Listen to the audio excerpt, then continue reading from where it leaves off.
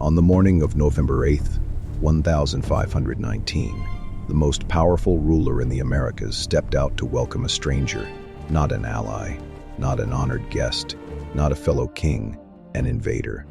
Hernán Cortés had marched into the heart of Mexico with only a few hundred Spaniards, deep inside hostile territory, hopelessly outnumbered, and cut off from the sea. By every rule of war, he should have been destroyed. Instead, he was invited into the greatest city in the New World, and that single decision helped set in motion the fall of an empire. Because empires do not always die when the enemy breaks down the gates. Sometimes they begin to die when the wrong man is allowed to walk through them. Tenochtitlan was not weak. It was not collapsing. It was not begging for mercy.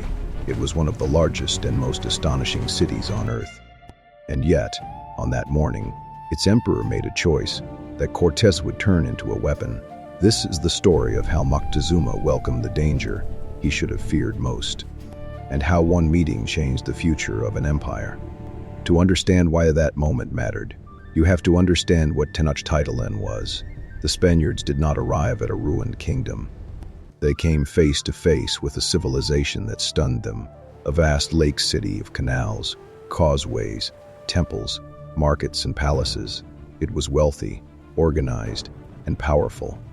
And at the center of it stood Moctezuma, more than a ruler, a sacred symbol of imperial order. But by the time Cortés marched inland, he had already become something dangerous. Not because he was strong enough to conquer the Aztec Empire alone. He was not. He was dangerous because he was unfamiliar. Reports reached Moctezuma of pale-skinned men in shining armor, riding animals never seen before, carrying weapons that exploded with thunder and blades of steel. No one knew exactly what they were, what they wanted, or how serious the threat really was. And when rulers cannot classify a threat, they often delay. That delay became Cortés's first great advantage, because he did not march toward Tenochtitlan with Spaniards alone.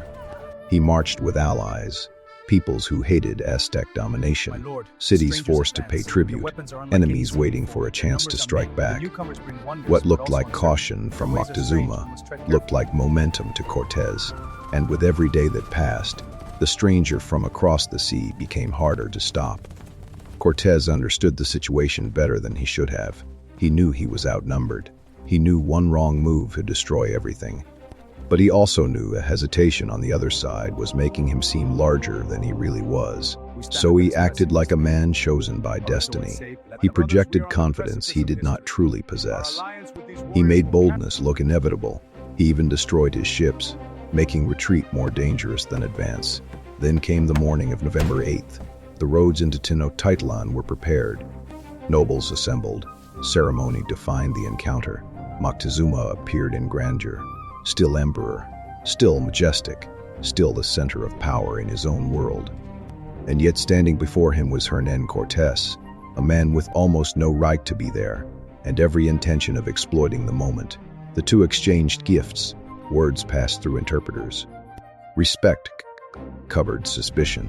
Then Moctezuma made the decision that changed everything. He allowed Cortés into Tenochtitlan. That was the hinge of the story. As long as Cortés remained outside the city, he was dangerous, but limited. Once he entered, everything changed. Now he could observe the capital from inside, study the court, learn its routines, feel where power was strongest and where it was vulnerable. The outsider now had what every ambitious invader needs: access. At first, the Spaniards were overwhelmed. They saw the canals, the temples, the crowded markets, the ordered streets, the abundance of food and goods, and the scale of a city they had never expected to exist. For a brief moment, even the invaders seemed dazzled.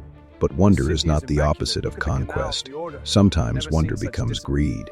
Sometimes admiration becomes strategy. Cortés looked at Tenochtitlan and saw more than beauty. He saw wealth. He saw leverage. He saw rulers still trying to control events through ceremony, and soon the situation grew more unstable. The Spaniards were nervous inside the city. They knew they were surrounded. They knew that if the Aztecs struck suddenly, they could all die there. So Cortés made his boldest move yet. He seized Moctezuma in his own capital, in the center of his own empire, Under the eyes of his own people, that was the great reversal. The empire did not begin weakening because its armies vanished. It began weakening because its center was compromised. Moctezuma still lived, ceremony still existed, orders could still be spoken, but the meaning of power had changed. If foreigners could control the emperor, then what exactly was left untouched?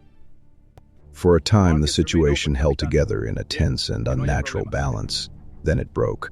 Cortes learned that another Spanish force had arrived on the coast to arrest him.